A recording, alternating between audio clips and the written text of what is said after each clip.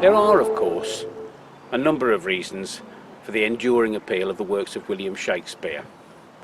Chief among them, though, I think, is his ability to tap into and pinpoint a range of human experiences, all of which he can't have had firsthand. I'm sure he understood how sharper than a serpent's tooth it is to have a thankless child, yeah, but he can't have known about the gnawing, cumulative guilt of the murderer, like Macbeth, unless our understanding of his life is hugely incomplete. And he was certainly too young when he wrote Romeo and Juliet to have understood the poignancy of the words of his own creation. The more I read the play, the less I'm interested in the two young lovers. They're a pair of idiots. It's Lord Capulet that it's all about for me. That scene where Romeo and his friends arrive at the ball, and almost in passing, Lord Capulet says, "I have seen the time when I could wear a visor and tell a whispering tale in a fair maid's ear. 'Tis gone, 'tis gone."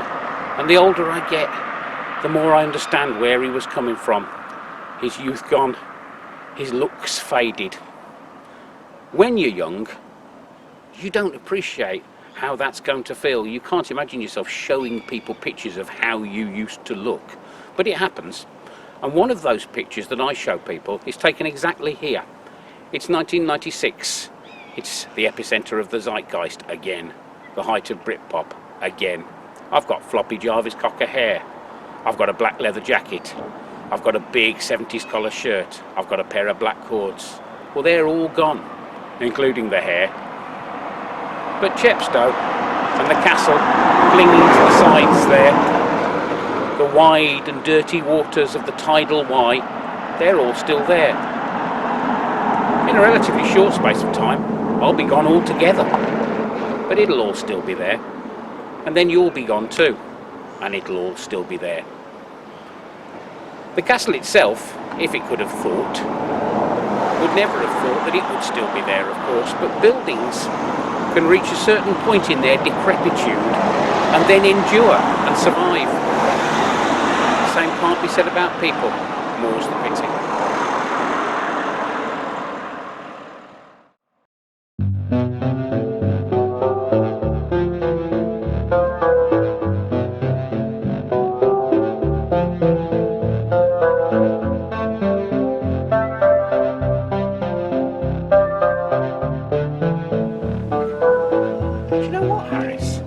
Yeah?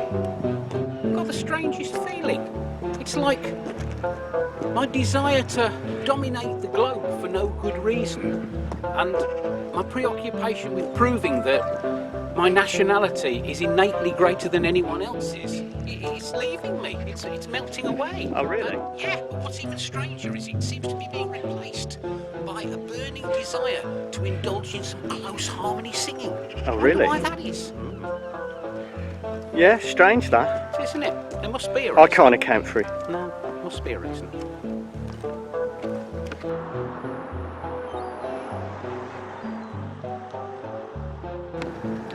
Ah, like the looming silhouette of Nosferatu from the 1922 Silent.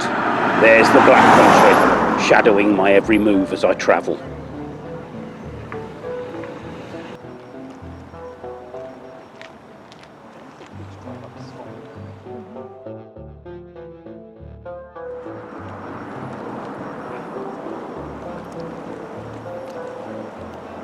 Do you know, that was Andi Peters, wasn't it? Yes, it was. Did you reply to his email? I said his services weren't required. Oh, that's why he blanked us, wasn't it? Awkward. Did I do the wrong thing there? Well, it's too late either way now. You know, what could have been, eh?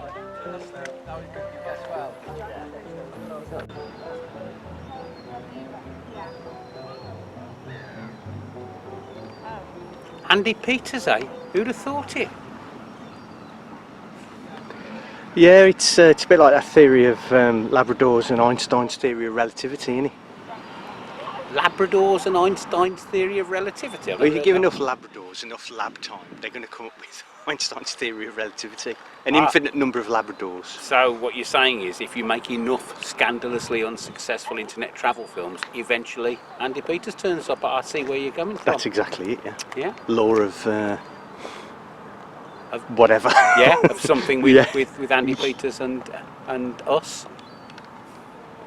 All downhill from here, mate. Yeah. That's it, isn't it now? We're done. That's it. We're done. Time to shut up shop. You may have just looks like a blue Bond villain's house, that does. It looks like it's all one thing. Look at it. Or a Jerry Anderson lair. Yeah, looks like the whole thing is all one kind of conglomerate. It's astonishing. Yeah, you get a sense here of the much vaunted tidal range of the Wye. It's certainly dropped in the time that we've been filming. You also get a sense of the scope and the visual scale of the place, and you're reminded that it's one of the birthplaces of British tourism. It was one of the focal points of the Wye tour in the 18th century. Those who could afford it would take in places like this, Monmouth, Ross, Tintern, and given how long it's been on the tourist trail, it's strange that it's still so little known, isn't it?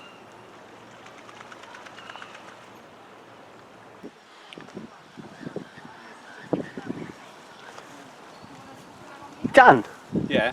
he's not going to be following us all day, is he, Andi Peters? I hadn't thought of that. You don't think he will, do you? The signs aren't good. We can give him the slip.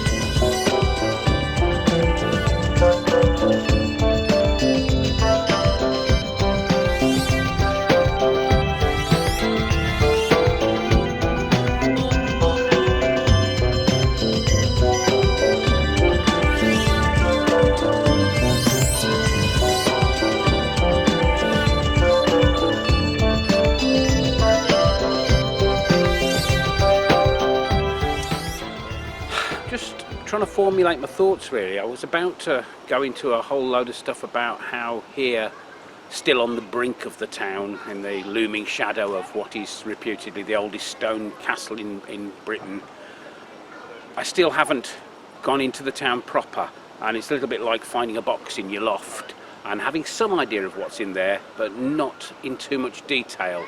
I remember the town gate, I remember the castle itself, I remember 3 spectacularly strange and disjointed fights that I saw that day. But other than that, not a lot of detail remains.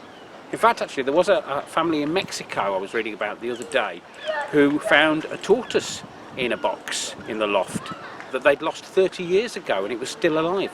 I was going to say all of that and elaborate therein, but then Andi Peters turned up again and it's put me off a bit, if I'm honest.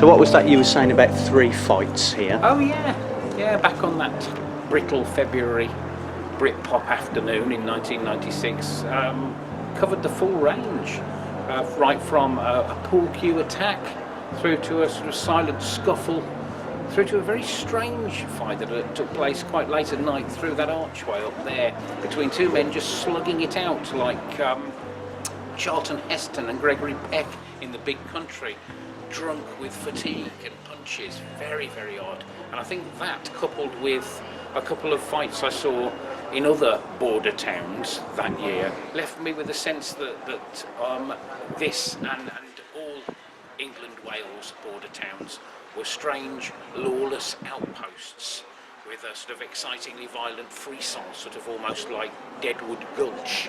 But returning all these years later, it seems anything but, as the town trickles and oozes through the medieval gate, fluttering down the hill in a myriad of lovely pastel colours. This whole part of the world, lush and green and wooded, seems very much as things should be. Funny how things change.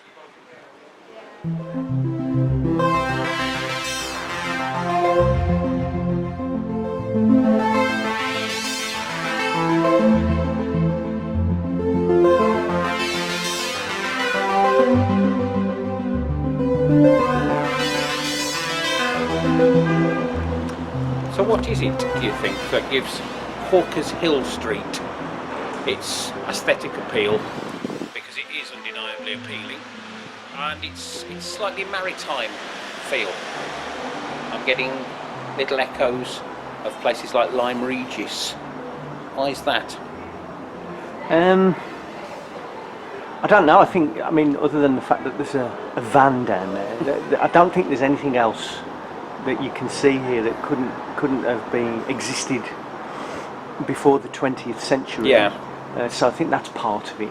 Partly tinged by nostalgia, yeah, and partly the heterogeneous nature. It's almost of a piece, but not quite. Everything is slightly different. There's that gentle tumble, that cadence, that architectural cadence, and tonally, it's very satisfying. But yes, I do think it is the heterogeneous nature of it that's appealing. But you just posed the question just before we shot this shot about why is it more appealing than your or my yours or street? my street. Yeah, that's how we started, isn't it? I said, why is it nicer than my street? Yeah. And it's a good question. I mean, that idea of why one thing would be more aesthetically pleasing than the other. Is it just nostalgia? Well, yeah, are we viewing a lot of things? Is there an innate nostalgia in our tastes? I don't know. I talked to my cousin quite a bit about this. Actually, he's pretty much against any kind of modern building. Right. Whereas I'm not. No. I like a juxtaposition of old and modern if it's well done. Also but again, that's in the eye of the beholder, isn't it? What is well done and what isn't. The destiny of a modern building, if it survives, is to be a not modern building as well. But shouldn't be afraid of modernity. Yeah. But then, yes, you walk down a street like this, and it's a case of, wow, this is lovely, and it kind of seems to, it seems to sing to you, doesn't it? Perhaps it speaks to you of that, looping right back to where we started. The fact that it's maybe going to be here when you're not, and maybe it was here before you were. Maybe it's our innate understanding of our own, of the fragile place that we occupy in terms of time. Yeah, possibly. Yeah. But then on the other hand, I think kind of people see themselves situated very easily in kind of places that existed before they did, as though they belong there. It's a sense of, because it's been there for longer. Yeah. You have a feeling that you belong there much more. Yeah. Maybe. Maybe it's the time of year. Maybe it's the time of man, as someone said.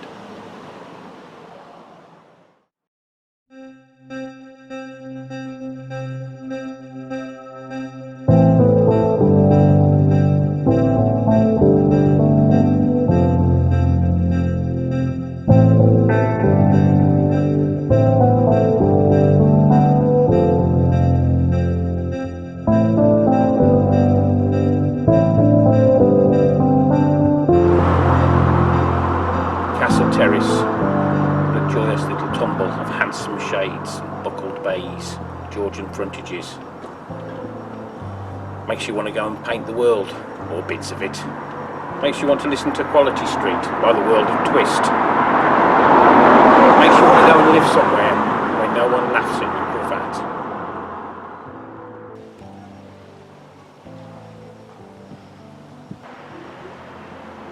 What a lovely view. It feels like, if I turn my back for a moment, the church will be gone and won't be popping its head up above their rooftops, and it'll have popped up somewhere else instead.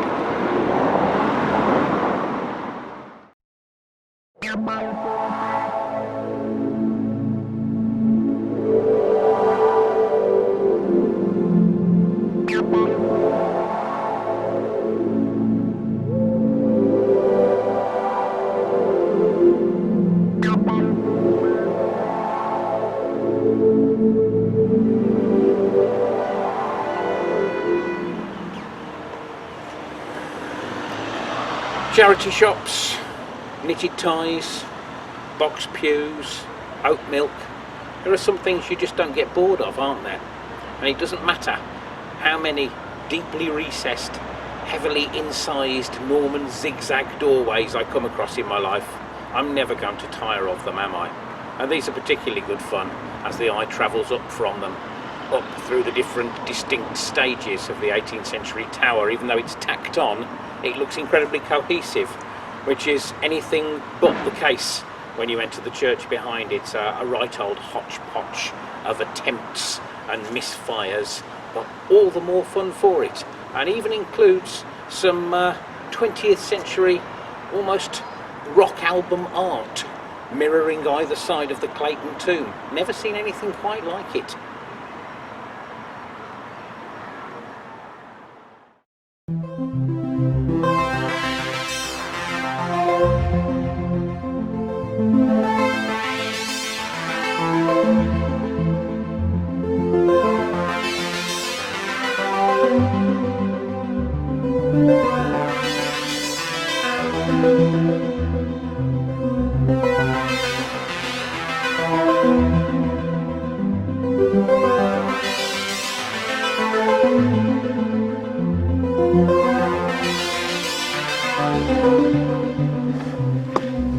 Dan, we seem to have shaken Andi Peters. I haven't seen him around for a while. Yeah, I've been thinking that, but you know what? If he does, use some of the stuff that he's filmed, then we'll be on it as well, won't we? And what right has he got to use my image? GDPR Well, and yeah, all that. it's a GDPR infringement, isn't Yeah, it? we'll have to ask him to take it down. Yeah. Because, it'll set a precedent for other people to use, our stuff, won't it? It'll open the floodgates, won't it? Yeah, it's disgusting, really, actually, isn't it? We should have stopped him, shouldn't we? I mean, I told you, I emailed him and I told him not to come. Yeah, he doesn't listen, does he? Yeah, well, people don't, do they? Think they can just ride roughshod over great artists.